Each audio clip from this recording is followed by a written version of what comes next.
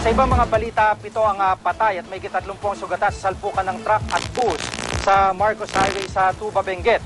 Karamihan sa mga biktima, estudyante at guro na pauwi ng Marinduque matapos po ang kanilang field trip.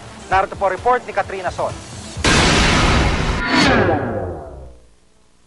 Mga basag-basag na salamin at nagkalat na gamit ng mga estudyanteng pauwi na sana mula sa masayang field trip.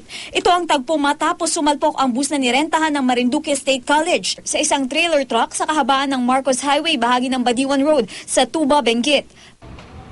Bandang 10:30 kagabi, nagkasalubong ang dalawang sasakyan sa highway bago ang blind curve. Pababa ang bus habang paakyat naman ng truck. Galing Baguio ang mga estudyante. Ang last stop nila sa kanilang 4 na araw na field trip. Kwento ng truck driver, mabilis umano ang pagpapatakbo ng driver ng bus. Sa lakas ng salpukan, dumausdos pababa ng 50 metro ang dalawang sasakyan. Natulak paharap ang mga upuan ng tourist bus. Ang trailer truck napaikot daw at tumama sa isa pang bus na paakyat din ng Baguio City. Mabuti na lang mabagal ang pagpapatakbo ng bus na iyon at walang sakay maliban sa driver. Akyat kami, sinusundan namin ito ay. Alin ho itong truck? Yung truck. Oo. Okay. Malayo ang ano namin. Dito nandyan ako, siya nandun sa kurbada. Biglang nakita namin mabilis yung bus na yan. Sumapul dyan, nagsapulan silang dalawa.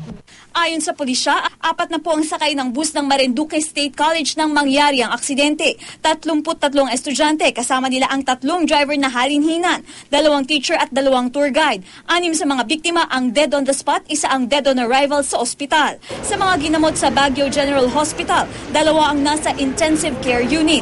Tulog po, po kasi kami mga tulog noon. Tapos parang yung bus, nararamdaman na lang namin, parang mabilis siya tapos medyo nagagagano. Nagdatingan ang mga kaanak ng mga biktima. Kagabi, kasama ko nga siya kagabi.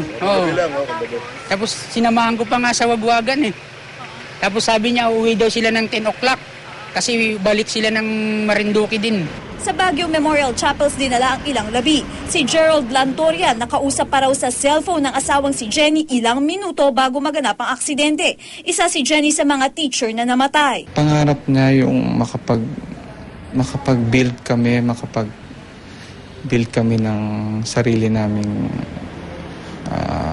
pagkakakitaan na it's a sort we are now nag-uumpisa kami na magkuha ng restaurant, ng resort. Sa Marinduque, naghihinagpis ang kaanak ng mga estudyanteng namatay. Si Gloria Pastor Fide, walang tigil ang pag-iyak dahil sa pagkamatay ng 18 taong gulang na anak na si Princess.